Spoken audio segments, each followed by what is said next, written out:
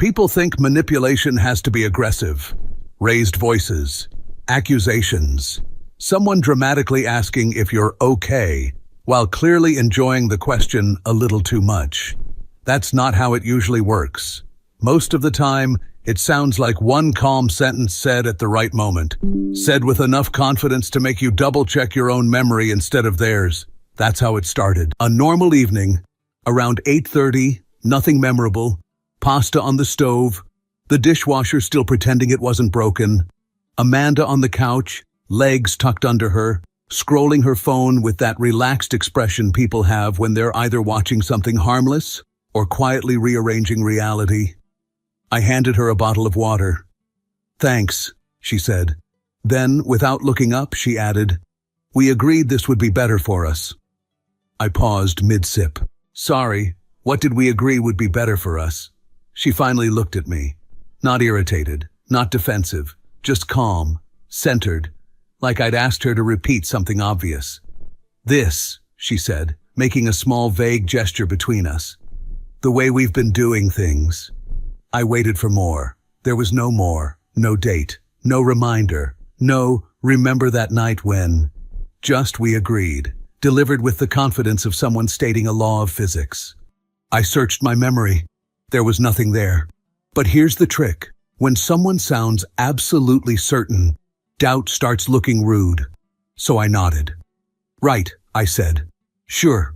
Better for us." Amanda smiled, satisfied, and went back to her phone. The conversation was over. I walked into the kitchen and stood there longer than necessary, staring at the counter, trying to figure out when my life had quietly switched to a version where agreements happened without me noticing. That night we went to bed like usual, teeth brushed, lights off, no tension. I reached out and rested my hand on her shoulder. Nothing dramatic, just a familiar, automatic gesture. She shifted away slightly, not enough to make a point of it, just enough to avoid the contact. Then she said, still facing the wall, "I appreciate you respecting the space you asked for." I froze. "The space I asked for?" I repeated. She turned her head just enough for me to see her profile. "You said you sleep better alone," she reminded me. "Remember?"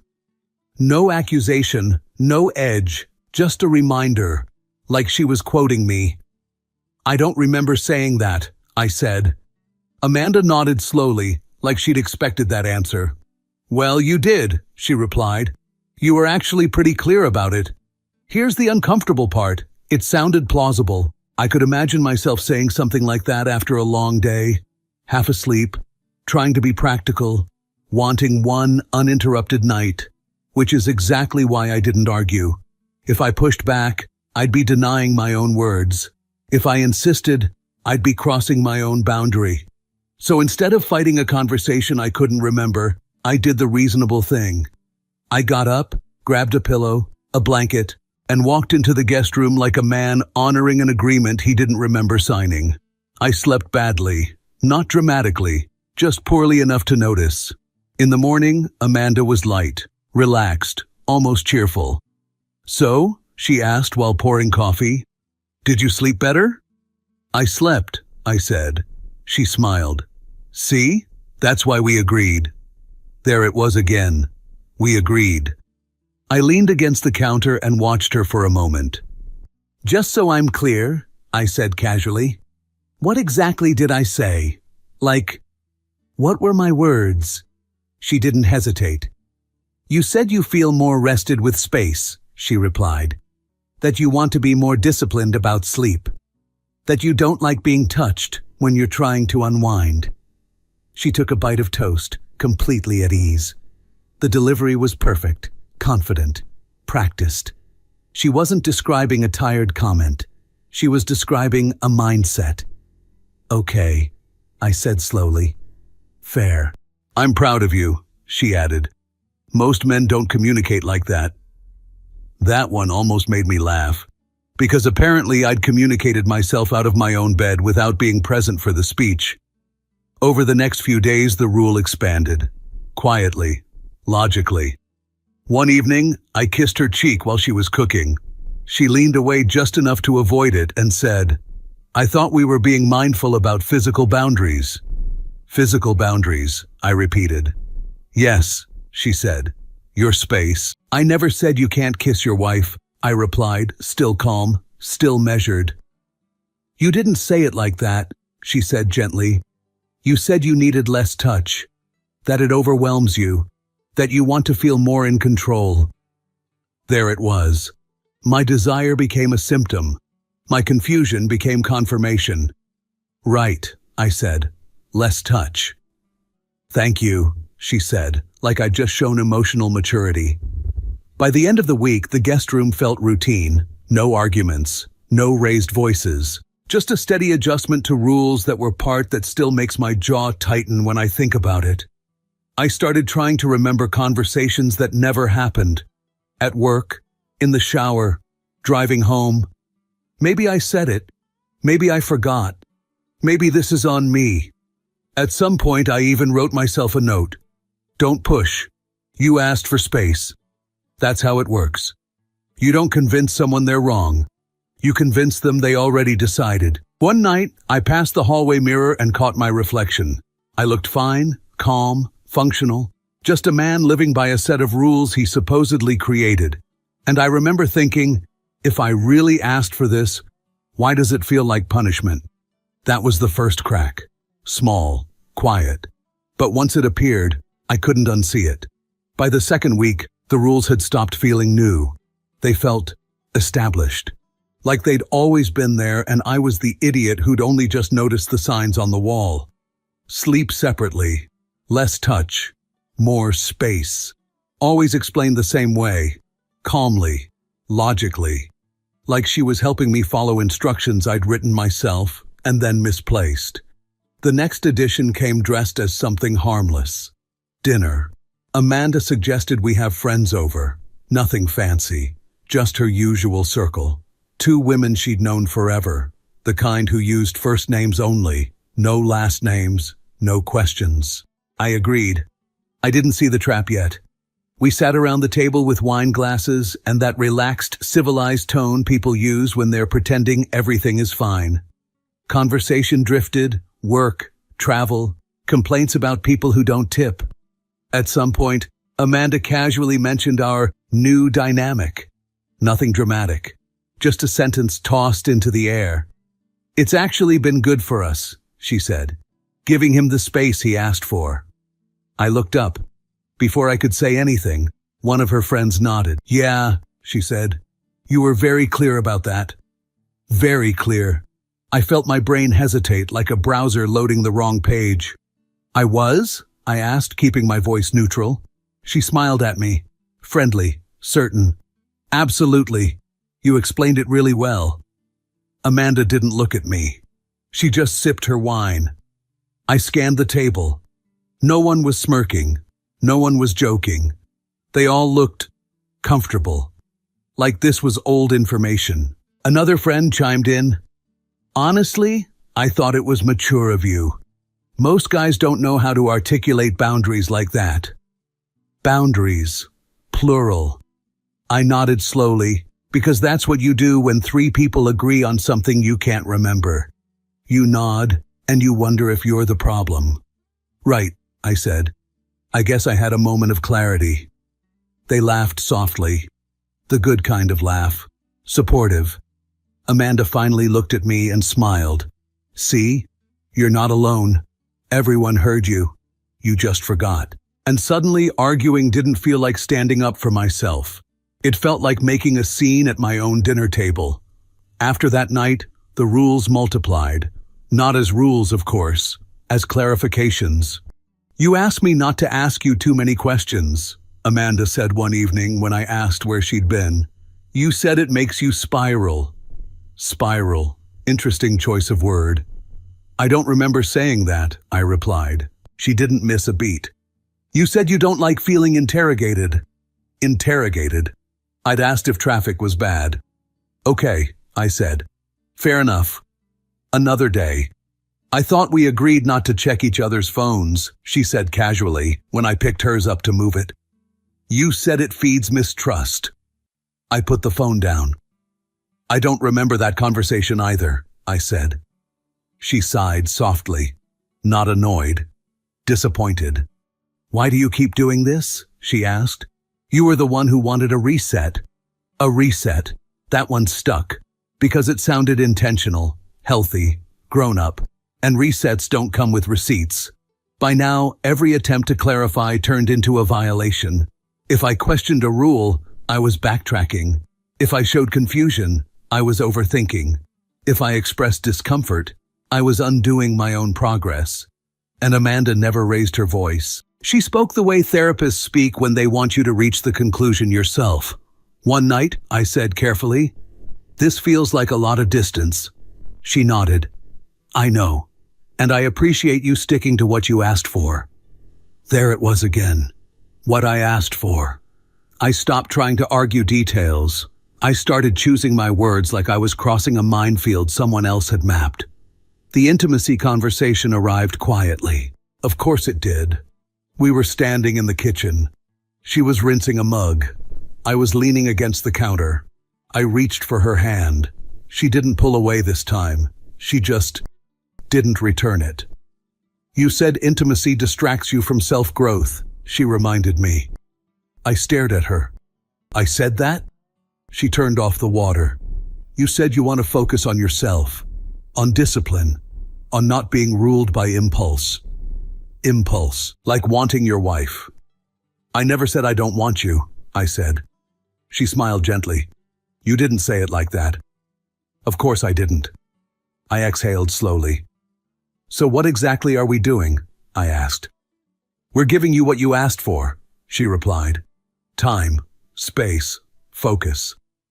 And suddenly, my loneliness wasn't something happening to me. It was something I was responsible for. That night, lying alone in the guest room, I replayed everything. The dinner, the nodding heads, the certainty. I opened my phone and scrolled through old messages with Amanda. Normal conversations, jokes, plans, no manifesto, no boundary speech. Still, doubt crept in. Maybe it was in person. Maybe I forgot. Maybe I'm resisting my own growth. That's when I realized something was wrong. Not explosively wrong, quietly wrong. Because I wasn't being controlled with force. I was being managed with my own supposed intentions. And the scariest part? Everyone around me seemed to agree on a version of me I didn't recognize. I didn't know it yet, but the problem wasn't my memory. It was the script. And someone else was holding it. There's a strange comfort in thinking you're the problem. Not the dramatic kind of comfort. Not the, "I'm broken and everything is awful" kind. A quieter one. Because if the issue is you, your memory, your tone, your emotional regulation, then at least the world still makes sense. That's where I landed. Somewhere between the guest room and the idea that maybe I'd been unknowingly sabotaging my own marriage with boundaries I didn't remember setting. I stopped arguing entirely. Not because I agreed, because every disagreement ended the same way. Me explaining myself and Amanda calmly translating my explanation into another example of why I was confused. If I said, "That's not what I meant," she'd say, "I know. That's why we talked about clarity." If I said, "This feels distant," she'd say, "Yes, and you said distance helps you think?" If I said nothing, she'd say, "I really appreciate how committed you are to this." Committed. To what exactly was never fully specified. At some point, apologizing became automatic. Not the big apologies. The small ones. "Sorry, I didn't mean to push." "Sorry, I forgot." "Sorry, I guess I misunderstood." I was apologizing for weather patterns, for existing slightly off script. And Amanda accepted every apology with the same gentle nod, like she was logging progress in a private spreadsheet. One evening, I caught myself saying, "Sorry, I didn't mean to cross a boundary." She smiled. "It's okay. You're learning." Learning. Like this was a course I'd enrolled in voluntarily. The jokes started in my head first. That's how I cope. I'd think things like, "At this rate, I'm going to need written permission to ask how her day was." Or, "I wonder which version of me she's married to. I'd like to meet him." But the humor didn't reach my face. Because I was tired. Not physically. Mentally. It takes effort to constantly second-guess your own intentions, to replay conversations you can't remember and ask yourself whether you sounded selfish while you weren't present. Around that time, Amanda started staying out later. Not dramatically late, just later. A drink after work, dinner with friends, helping someone through a rough patch. All perfectly reasonable. I didn't comment, because apparently I'd promised not to monitor her movements. That phrase appeared one night when I asked, casually, "What time do you think you'll be back?" She paused, just long enough. "You said you don't want to feel controlling," she replied.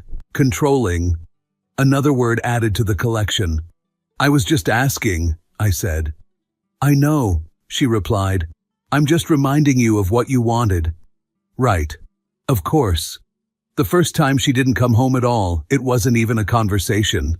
She texted around midnight, "Staying over at Lisa's. Don't wait up."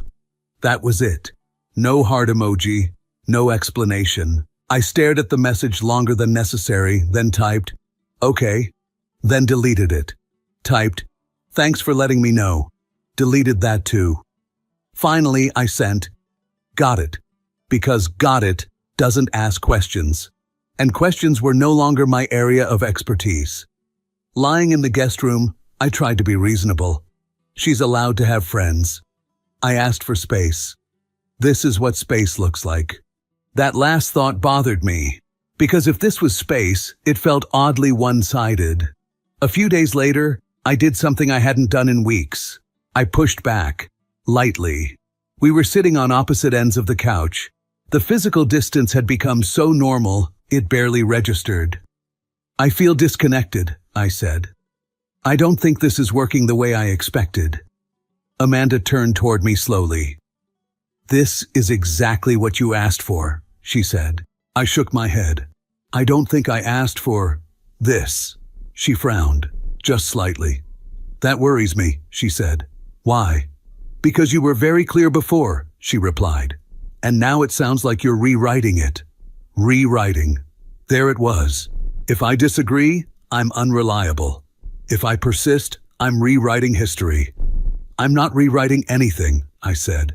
"I'm just saying how I feel." She exhaled softly. "You said you didn't want to lead with feelings," she reminded me. "You wanted logic." Logic. I almost laughed, because logic was exactly what told me something was off. That night, I opened my laptop and searched for old messages. Nothing obsessive, nothing dramatic, just curiosity. I scrolled back weeks, months, normal conversations, memes, planning groceries, complaining about traffic, no big boundary speech, no declaration of space. Which didn't prove anything, but it didn't help either. Because doubt doesn't need proof. It just needs repetition. At some point, I realized I was afraid to speak freely in my own house.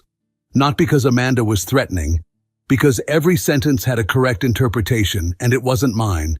I'd say, "I miss you," and hear in my head, emotional dependency. I'd think, "Where were you?" and translate it to control. I was editing myself before she had to. That's when it hit me. I wasn't being silenced. I was being trained. The irony is, I didn't feel angry yet. I felt embarrassed. Embarrassed that I'd let someone explain me to myself. Embarrassed that I'd accepted a version of my own intentions I didn't recognize. And worst of all, embarrassed that a part of me still wondered if she was right. One night, standing in the bathroom brushing my teeth, I looked at myself and thought, if I really asked for all this, why does it feel like I'm slowly disappearing? That question didn't accuse her. It didn't defend me. It just sat there. And for the first time since this started, it didn't come with an immediate answer. The thing that finally broke the spell wasn't dramatic. No confrontation, no screaming, no cinematic discovery. It was administrative. I was looking for a receipt. That's it. A stupid, forgettable errand. I needed proof of purchase for something I didn't even care about, and I knew I'd taken a photo of it at some point. So I opened my phone and started scrolling back through old photos. Weeks, then months. And then I paused.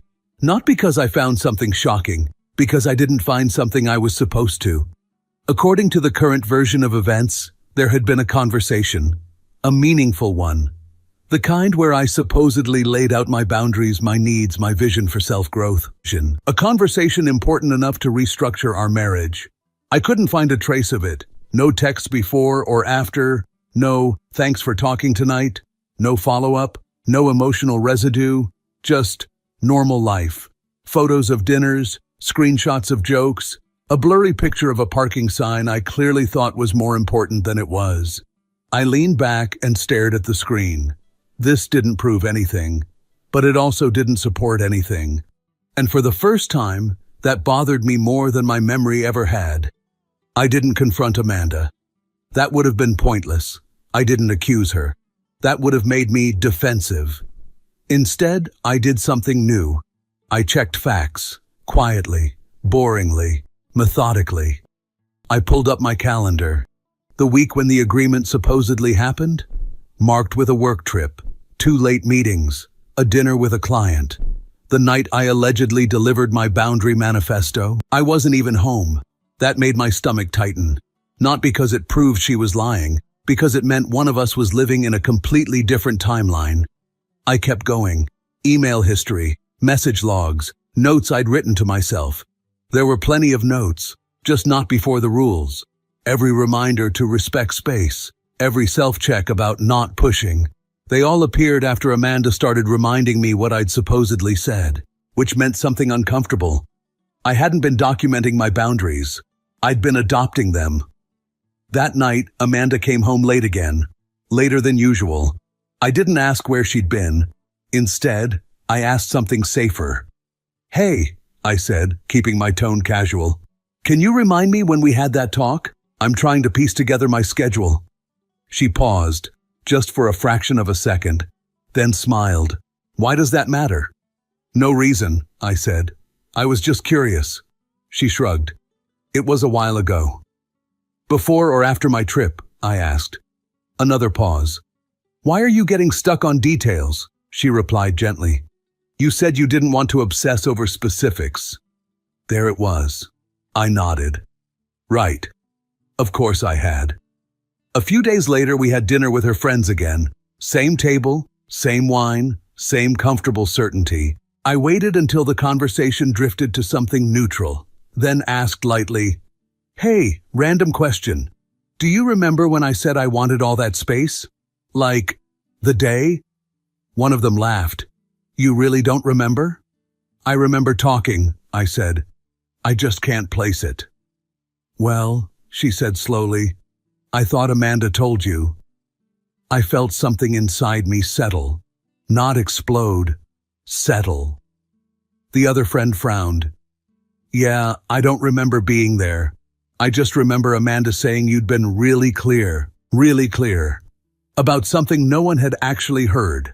Amanda didn't say a word. She just watched me, her expression unreadable. That night, lying in the guest room, I didn't feel angry. I felt focused, because now I wasn't questioning my memory. I was questioning the script, and the script had a flaw, one small flaw. But once you see it, you stop asking whether you forgot. You start asking who needed you to. I didn't sleep much. Not because I was upset, because for the first time in weeks, my thoughts were my own. Once you see the pattern, you stop needing proof. Proof is for arguments. Patterns are for exits. By the time this conversation happened, I wasn't confused anymore. I wasn't angry either.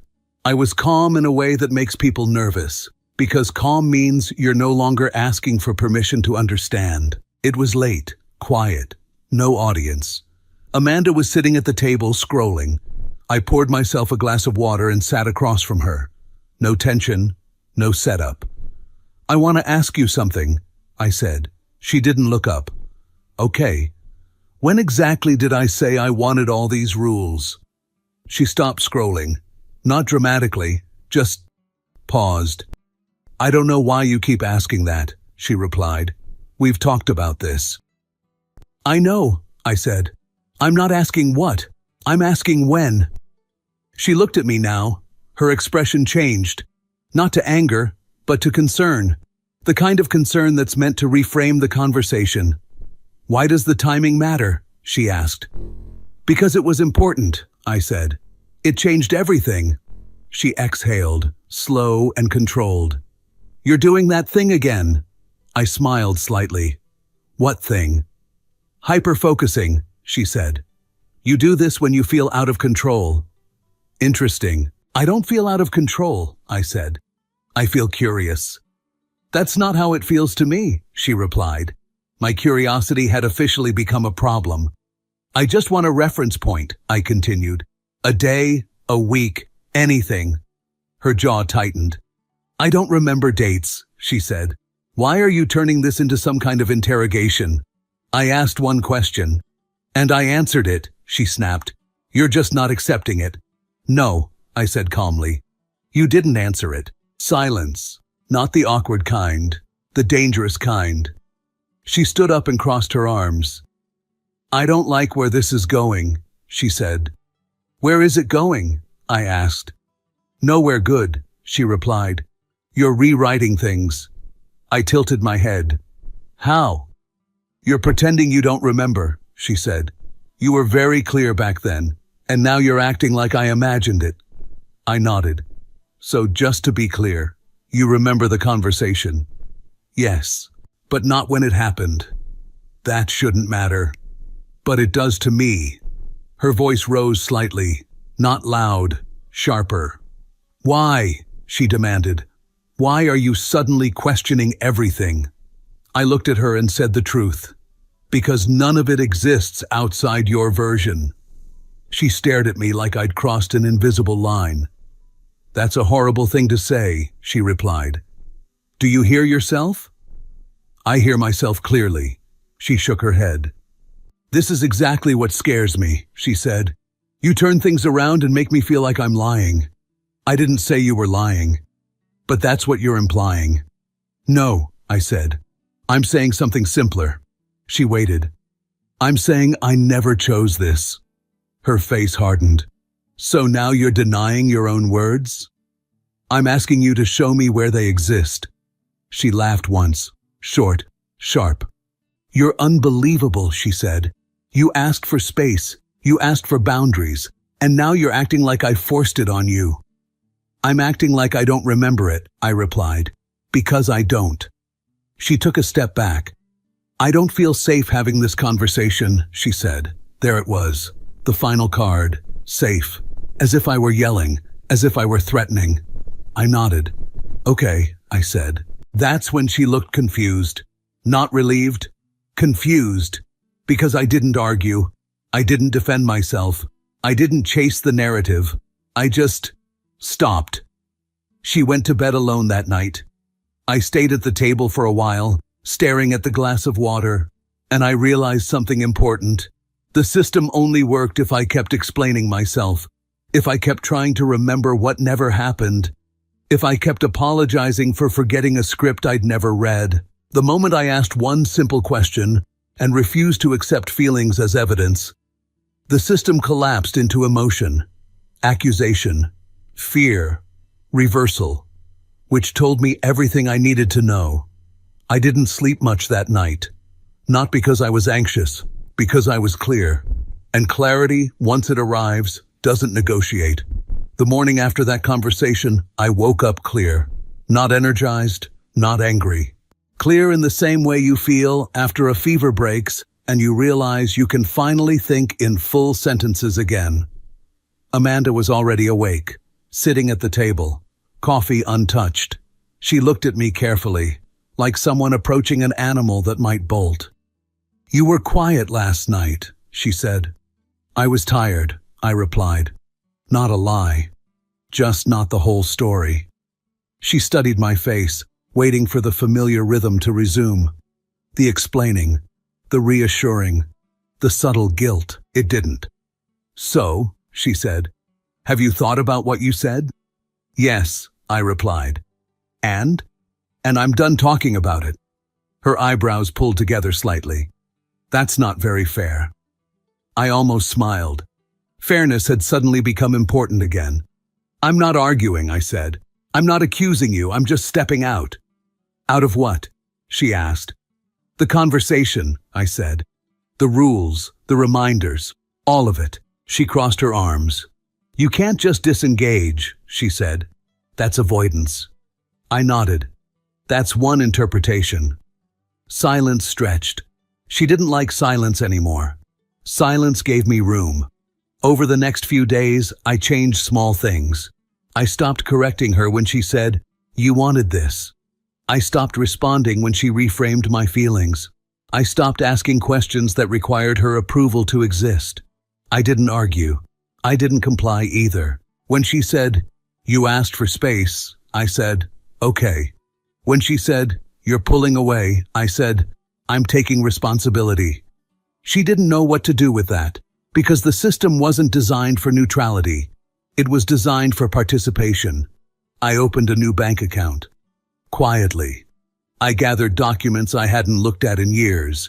Birth certificate, passport, things you don't touch unless you're planning something real. Not revenge, logistics. Amanda noticed, of course. "What are you doing?" she asked one evening. "Organizing," I said. "For what?" "For myself." She stared at me like that answer was offensive. "You're acting cold," she said. I shrugged. "I feel accurate." That one didn't land well. The night I decided to leave wasn't special. No fight, no last straw. I was standing in the guest room, folding clothes that had lived there long enough to feel permanent, when something occurred to me. At no point in this entire process had she asked, "Why does this hurt you?" Not once. Everything had been framed as my growth, my boundaries, my needs, but never my experience. That's when I understood the final piece. This was never about what I wanted. It was about convincing me that whatever I was given was my choice. I didn't announce my departure. I packed what I needed and left a short note on the table. Not an explanation, not a letter, just a sentence. I'm stepping away from a story I didn't write. I turned off my phone for the drive, not to punish her, to hear my own thoughts without commentary. Weeks later, people asked questions. Mutual friends, distant relatives. What happened? Did you try counseling? Was it sudden? I kept my answers simple. We remembered things differently, I said, and I stopped apologizing for that. Most people nodded like they understood. A few didn't. That was fine. Understanding was no longer a requirement. Here's what I learned. She simply made me look like a fool who didn't remember, while disguising her own rules as mine, with her friends backing her up. Control doesn't always come from force. Sometimes it comes from repetition, from calmly telling someone who they are until they stop checking, from reminding them of choices they never made until resistance feels impolite. If someone tells you long enough that you chose the cage, you start thanking them for locking the door. I didn't break it. I didn't shake it. I just stopped standing inside it. And for the first time in a long time, that was enough. The divorce itself was boring. Paperwork, neutral voices, two people sitting across from each other like former co-workers discussing who keeps the office chair. No drama, no speeches, just signatures and a mutual agreement not to pretend this was a tragedy. It was weeks later when she finally said it. Not in court, not in front of friends, just the two of us, standing in a quiet cafe, waiting for our drinks. She looked lighter, relaxed, like someone who'd already moved on and was now reviewing the past with academic interest. "I've been thinking," she said casually. That was always how it started. "I should probably be honest with you about something." I didn't respond. I just waited. She took a breath. "I knew you wouldn't agree to those rules if I presented them directly," she said. "You'd argue, you'd debate, you'd want explanations." I nodded once. "That's usually how adults work." She ignored that. "So I framed them differently," she continued. "I thought if they felt like your idea, it would be easier. Less conflict." Easier for whom, she didn't specify. "You mean when you said I asked for them?" I said. "Yes," she replied without hesitation. "That." She said it the way someone admits to rearranging furniture without asking. "I wasn't trying to hurt you," she added quickly. I just needed things to be a certain way. And your friends? I asked. She hesitated for the first time. They were helping, she said. They knew what I was trying to do. I smiled faintly. By agreeing with a version of me that never existed? She shrugged. I wouldn't put it like that. Of course she wouldn't. I thought it was gentler, she said, compared to fighting all the time. Gentler. I let the word sit between us. So instead of conflict, I said, you rewrote me. She frowned. That sounds harsh. It sounds accurate. She looked genuinely confused by that. I didn't think you'd take it this way, she said. You seemed fine with it. You went along. I met her eyes, because you convinced me it was already my choice. Silence. Then she said the line that closed everything. I guess I just assumed you'd adapt. I laughed quietly. Not because it was funny, because it finally made sense. We got our drinks, exchanged a few polite words, nothing memorable. When I left, I didn't feel angry. I felt validated. Not because she apologized, she didn't. Not because she understood, she never really did. But because the question I'd carried for so long finally had an answer. I hadn't imagined it. I hadn't forgotten anything. I hadn't chosen the cage. It had simply been offered to me as a gift, wrapped in calm language, friendly witnesses, and the promise that it was better for everyone. And once I knew that for sure, walking away was easy. If you felt this story hit hard, drop a like, subscribe for more, and share your thoughts in the comments. Your support keeps Steelheart beating.